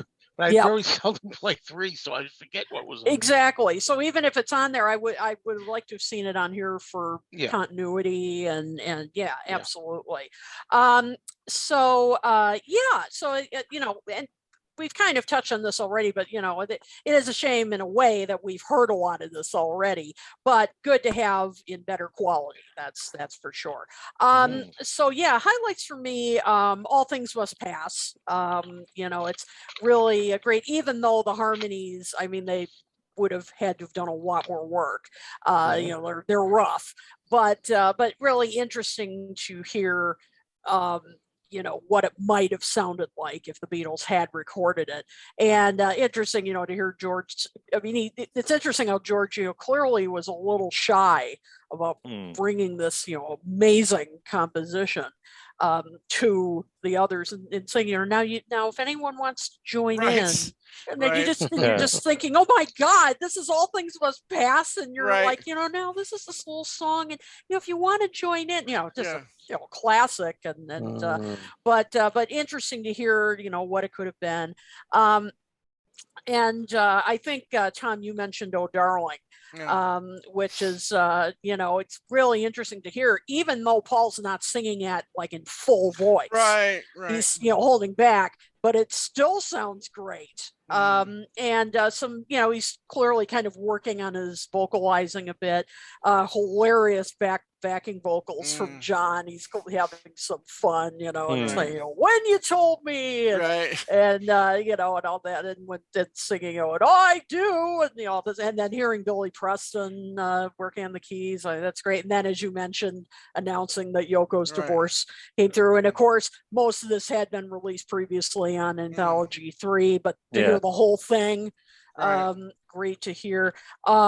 Oh my gosh, Billy Preston hearing that without a song. Oh, I mean, what a treat to hear Mm. that. I mean, what a voice he had, and playing piano straight out of church.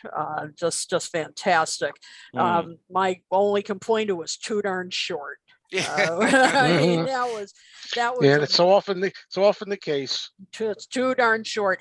Other highlights, take 4 of Two of Us.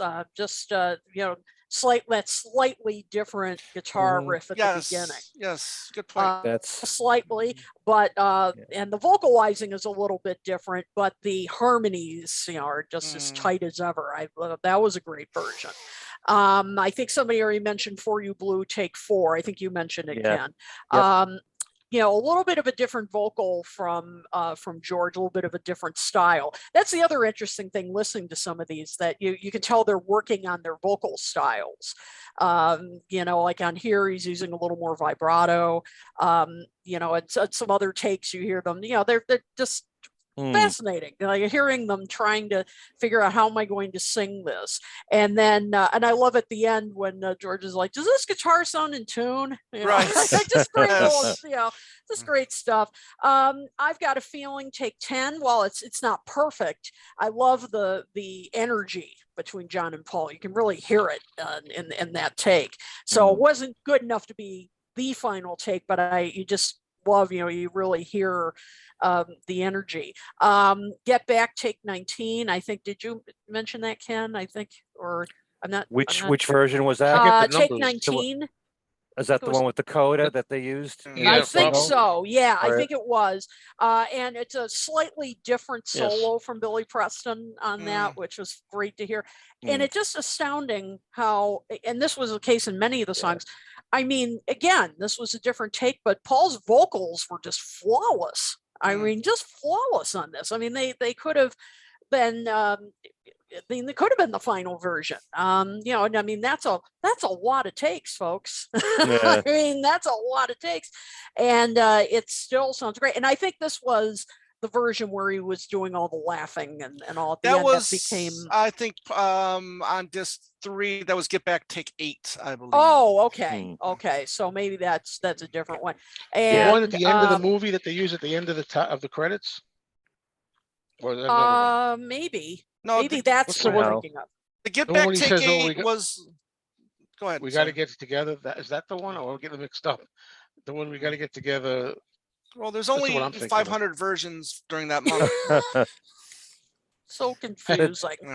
Yep. Well, we So- only listened a couple of Yeah. times, folks. Right. Yeah, I know. So that's but that's a great version. And I think, Ken, you mentioned one after 909, take 3. I think it was, yeah, that Oh, honky that's tonk terrific. piano.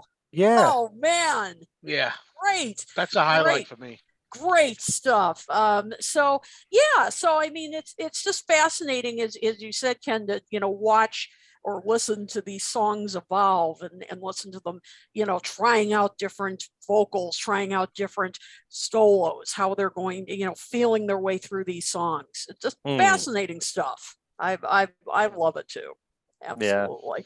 So those were the highlights for me. Yes, there's a lot they could have included, and I'm sure people in the comments, I'm sure you're listing stuff too, but there are some gems here, no question. Yeah. I wanted to mention just one more thing. There was an ad ahead. lib that I loved a lot at the end of Dig a Pony, take 14. And Paul is sort of singing this in falsetto. He's saying, I think the other one is much better. Let's do Get Back.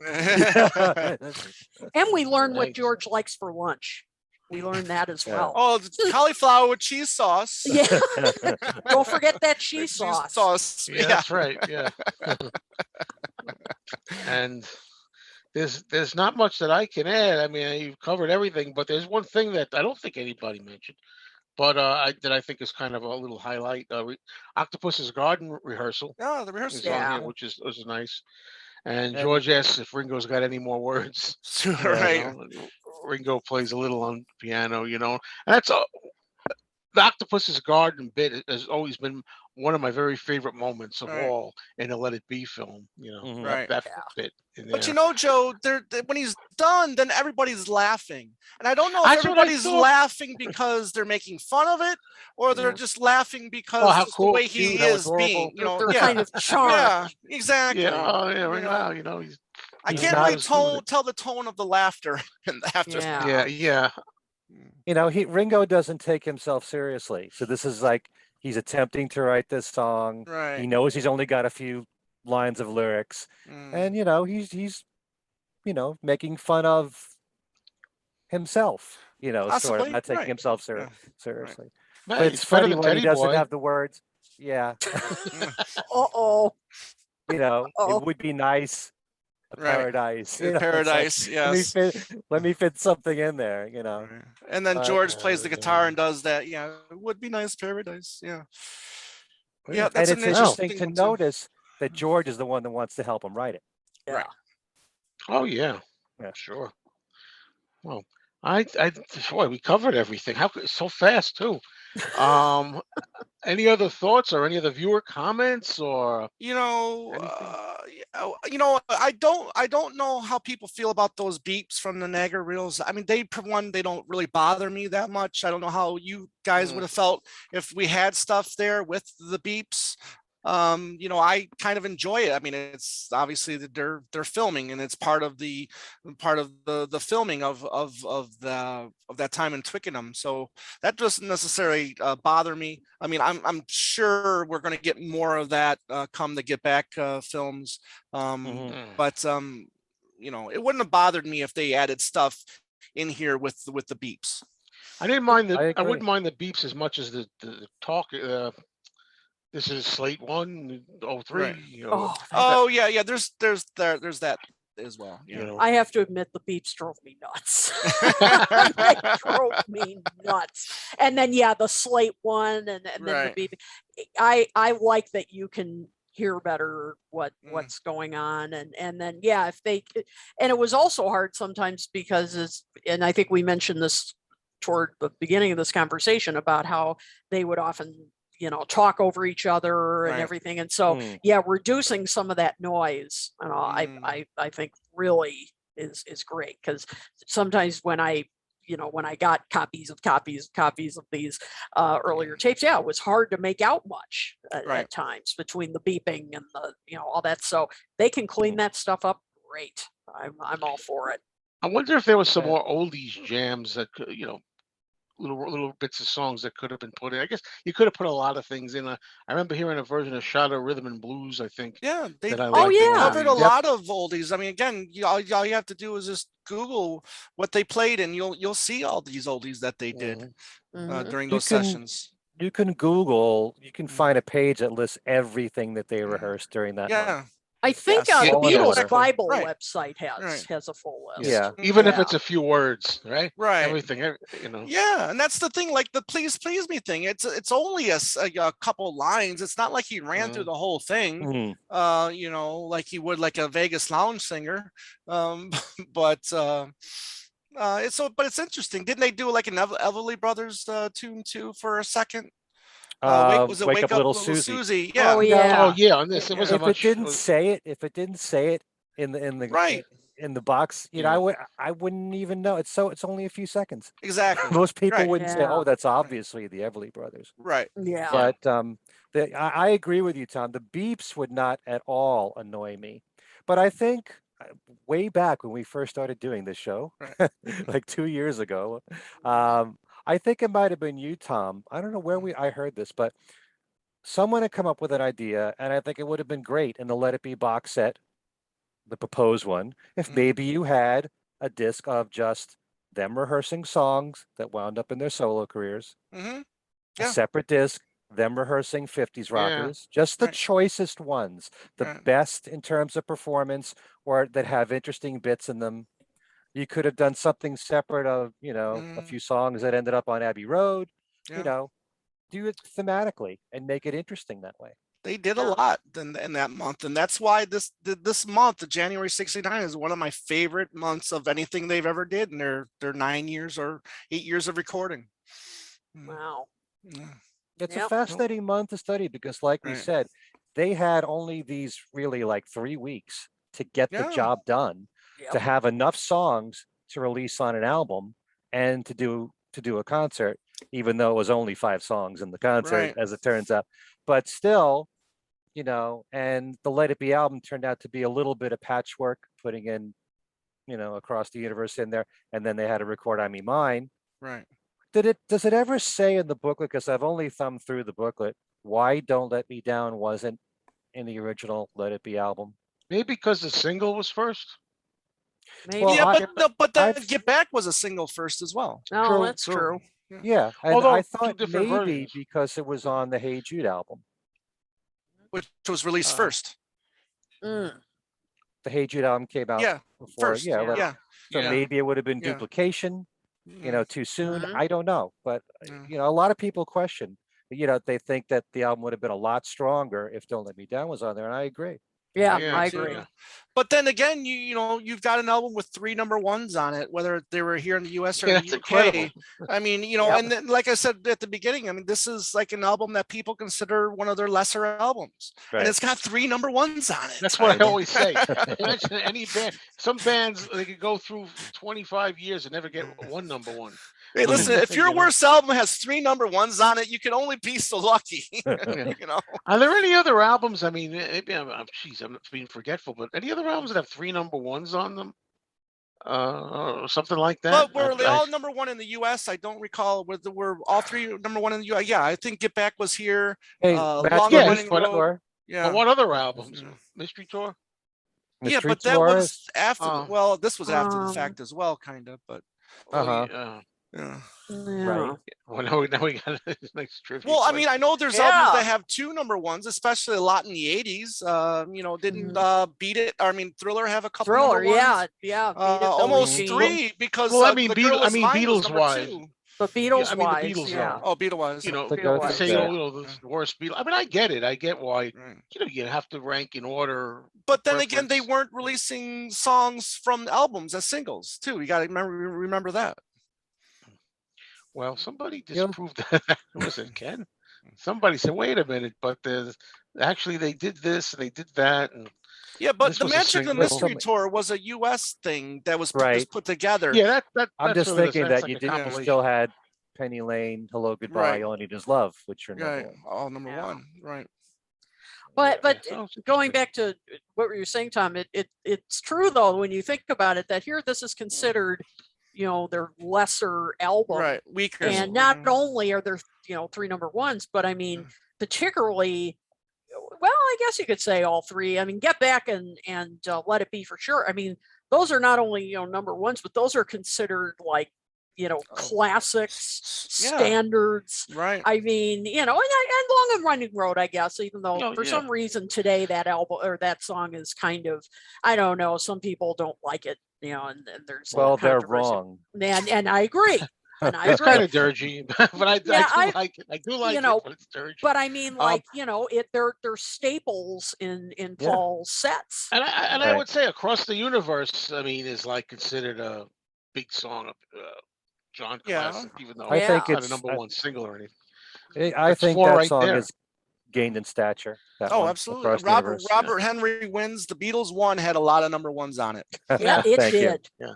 So did the Beatles' True. 20 This is greatest true. hits. Right. So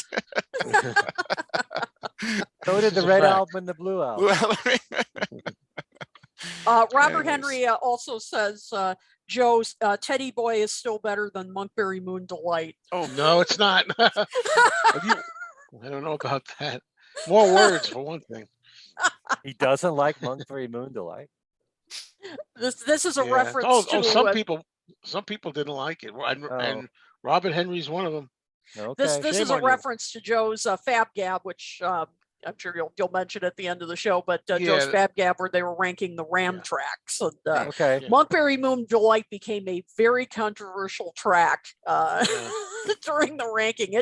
People ranked it all over the place. Mhm. Yeah. It's Interesting. amazing the orders that, and I like that because if there was only one way to view an album or something, what would be the when point? we Everybody have the same rankings. Yeah.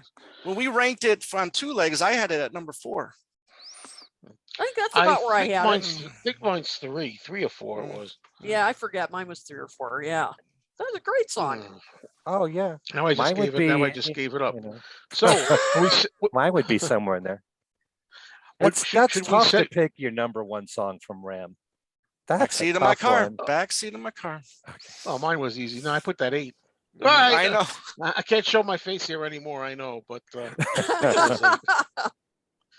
Anyways, we're getting off topic here. This is a good segue now to the end, I guess, because I guess Kit, you could always start by saying where to find us if people want to get in touch and all that kind of thing. Of course. Well, first of all, thank you all for you've left a lot of wonderful comments here. I know we couldn't get to as many as we'd like, but if we do read them, both here and on YouTube and on, we do respond to them. So thank you all for joining us tonight, for all your great comments.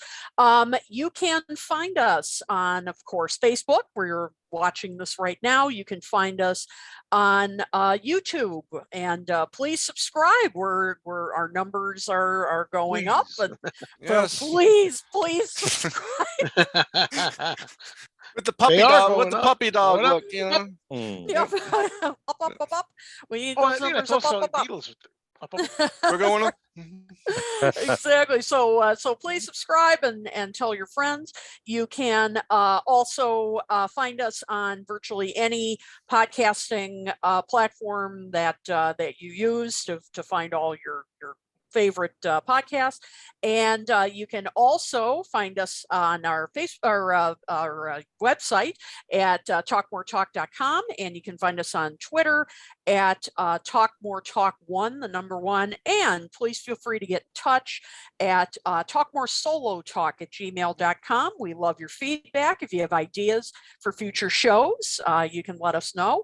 And finally, you can find us on fab4radio.com. We want to give a big shout out to Beatle Ed, who not only carries this show, but he carries many of our individual shows. So thank you to him. And yeah, pretty much. And so thank you to him. And you can find us there as well. So you just can't get away from us, no matter what. Thank you, Kit, for getting us on all of those platforms. Thank you very, very much. Oh, you're welcome. Yeah.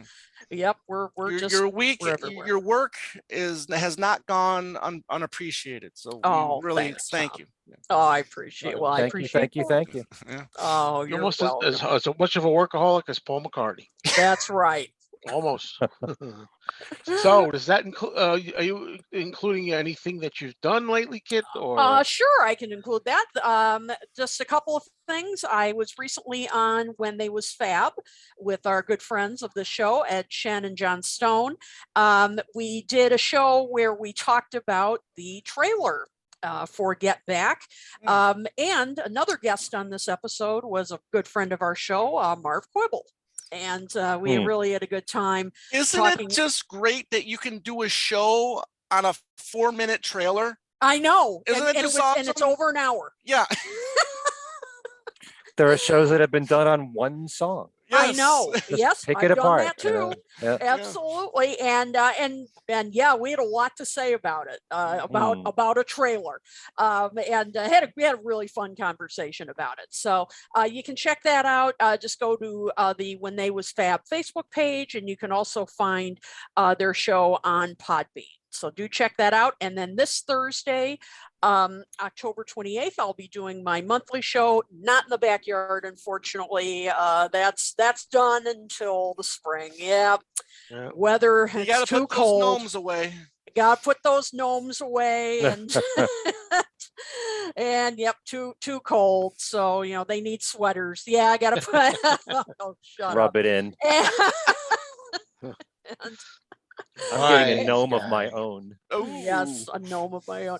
And so I'll be doing one this Thursday, the 28th, 6:30 p.m. Eastern, over on my Facebook page. We'll talk news. We'll talk, have our usual discussion, and it'll be the usual rubbish, and it won't cost much. In fact, it won't cost anything. Gotcha. That's the bargain she's going to strike up. That's right. That's the bargain we're going to strike up. So hope to see you then. So that's it for me. And I think I'll jump in here and say, please subscribe to my channel on YouTube, Mean Mr. Mayo. Please. Please. I'm not begging you. I'm asking you. Come on. But give me a chance. Tell you some of the stuff that I've got going on. And then we were talking. You've been busy this month. Yes. Yeah, busy month indeed. I wonder why. There's a lot of stuff out. But I just did my show Fab Gab, where we talked about the songs that are on Ram and we ranked them.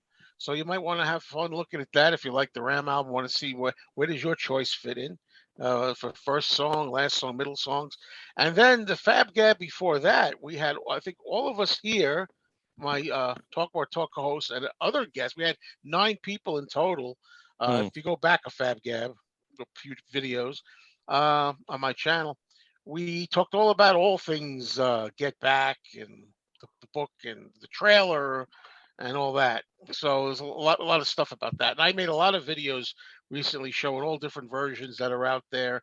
I picked up of exclusives, Walmart exclusives that have different photos in the set with the album. And I did my own review of all the contents of this box set, so you can get really Let It Beat out if you care to. So I think that covers me pretty much. Let's go on to Tom. Yeah, thanks, Joe. I'll try to keep this under 2 weeks. The last 2 weeks on our shows that we post on Saturdays, we did a show just this past weekend on the DVD, the music and animation collection, which Nice. these features the 3 animated shorts that Paul was associated with, which was Bad haircut. Yeah, well, Yeah, that 2001 haircut, that period. No short hair, Paul, Yeah. please. unfortunate. Yeah. But you got Tropic Island Hum, you got Tuesday, and you got Rupert. Rupert the Bear, Rupert and the Frog song. So you can check that out. The week before, we did an episode on the Return to Pepperland bootleg, where we just talked about the tracks, kind of that period of time from like the David Foster sessions, the Phil Ramone sessions, all those tracks, and the ones that got released, the ones that are still waiting to get released, and hopefully they'll pop up on a press to play archive box set, maybe, hopefully, in the year 2080, who knows when we'll get it, but hopefully Next year. Next year, let's hope so. We're this tomorrow, which what's the date? The Tuesday, 26. 26. Thank you. It's part 4 of our 101 favorite Macca songs countdown. So we're doing songs 40 to 21, and I'm proud to say that when we do our top 20, we're gonna have some special guests with us, and especially the ones that have been participating in this. We've had so many people that have been participating in this series, and I really just warms my heart to see everybody that's been participating with us on this. And we want to thank you by having a few of you join us, and I've already reached out to a couple people to join us on that, and that's going to be next week at some point. We haven't hammered down a date yet, but you can go to YouTube, Two Legs, a Paul McCartney podcast. Please subscribe if you will. That's where you can see all of our video content. My buddy Andy Nichols, who I do the show with, he's got us on every single audio platform that you can think of. So all you got to do is type in Two Legs, a Paul McCartney podcast, and you'll find us. So a lot of things coming up. We talked about Lawrence Juba earlier. I'm really excited to say he's going to be coming back on the show in November, and we're going to talk about the 79 UK tour. So really looking forward to that. Yes. Wow. So just to give you a sneak peek of the future. That's incredible. Well, Ken, you got to try to beat that. I can't. You guys are making me look lazy. Well, you're the inspiration, Ken. Exactly. Oh, well, thank you. Thank you, Tom. Yeah. We'll phone you. Thanks, George. Well, let's see. My YouTube channel, Ken Michaels Radio. We were talking about, I did a show last Thursday with Al Sussman and Tom Frangione, which is a very special show for me, because if anyone's followed my career, the first major radio station I had my show on was a rock station in New Jersey, WDHA. And I know Joe had listened a bit to my show in those days. That was from 1983 to 93, 10 solid years. I did that show every single week. And Al and Tom were frequent guests on that show, sometimes individually, sometimes together. In fact, one of my favorite things I used to do was my year in review show, where we look back and talk about the highlights of that show and then give a wish list for the next year. And that's something we've carried over. So that's where that started. That's where it started. We do it now on Talk More Talk. It started for me during those years. But they were tremendous guests on my show, and I always felt so comfortable talking with them. And they're both so knowledgeable. And of course, Al went on to not only write all these years for Beatle Fan. He was part of Things We Said Today for several years as a co-host. He's been on our show. He's returned to Things We Said Today as a guest, so he's been there constantly. And Tom was a guest on Things We Said Today, I think once. But the show that we did last Thursday is the first time that the three of us, and only the three of us, have done a show together since those days. So the last time that would have happened would have been probably 1993. So, and it's all about Let It Be, talking just like we have, getting their insights, talking about the Get Back book a lot, talking about the history of the sessions. And, it's great to sometimes have someone on the show who was there to live through it, who Good really point. understood it Yeah, a lot. Sure. I Mhm. mean, Al remembers when the Glyn Johns mix came out, which was around September of '69, hearing that then. Wow. And like even with Alan Kozin, he was disappointed when the Let It Be album came out with the Phil Spector production, everything. He Mhm. was used to the Glyn Johns mix, and Wow. and so was Al. So it's nice to have people who are first generation fans. And even though I was around in the '60s, I was a little kid back then, but who remember it more vividly, how how important every Beatles album was when it was released. But it was really a great show, and it ran over 2 hours, and I really had a great time. And I hope that I can get the two of them back together to do more shows, maybe a year in review show There like you we go. used to do. I But would imagine that some of your picks have hopefully come true by now, from back then.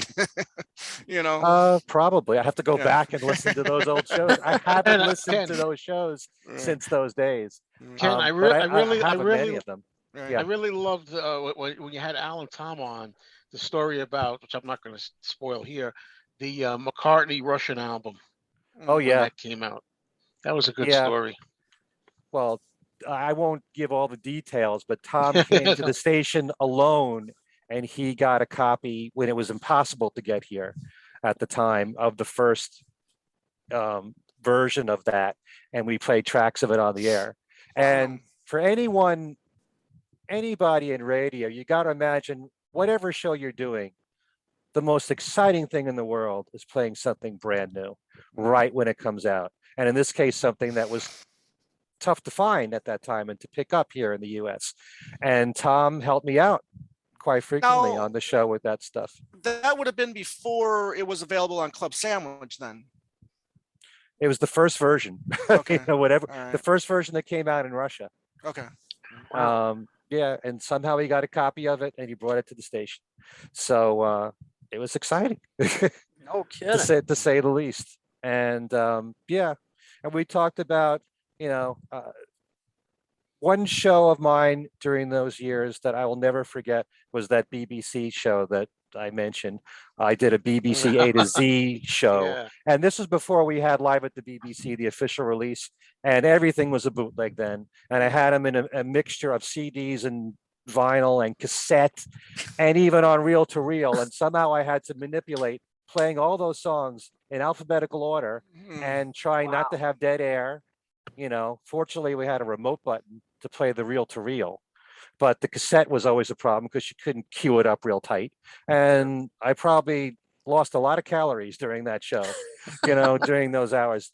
We did so many crazy things when I was on WDHA, and my favorite years in radio ever. Good I times. can't even go into, I can see how you like the much I. mad scientist in his like laboratory, and you got the reel to reel, the vinyl, the cassette player, and the 8-track, Yeah. and and you just you got Yep. Igor to your side. Press play. Right. And also remember during those years, the Lost Lennon tapes was on the air and we ran it. And I did a lot of specials around the Lost Lennon tapes too. Wow. So great times for sure. Anyway, Memories. so that interview with Alan Tom is now on my YouTube channel, Ken Michaels Radio. Also on Things We Said Today, our last show, we talked about just the audio from the box set of Let It Be. This show that we're recording tomorrow, we're talking about the Get Back book. We never got around to the Change the World EP, so we're going to be tackling both of those in one show. Okay. And also, I have a new episode of Every Little Thing, my syndicated radio program, coming out this week, which has a Let It Be set, obviously, new music from Change the World, and that'll be on many of the radio stations that are listed on my website, kenmichaelsradio.com, on my Every Little Thing page. I think that's everything. Of course, I have my tonight. my trivia, which I haven't come up with yet. I'm gonna be right after I finish this. I got to come up with some trivia question for some game. But there's always 10 prizes to pick from, and sometimes it's easy, sometimes it's challenging. But Yes. anyone can participate. And you can win a book, a CD, a DVD, sometimes vinyl, but that's on my website, kenmichaelsradio.com. So if you can, also please subscribe to Ken Michaels Radio and things we said today, in addition to our show. And to All Letters. right. Thank Well you. And done. Mean Mr. Man. Thank you. Yeah. Well done. Well, thanks everybody for joining us. It's been a blast as always. And I guess all I could say is on behalf of Tom Hunyadi, Ken Michaels, and Kid O'Toole, this is Joe Mayo saying you can syndicate any boat you row. Oh, Oh, very good. yes. Excellent. Whatever that means. We still You don't know. forgot the whoa whoa part.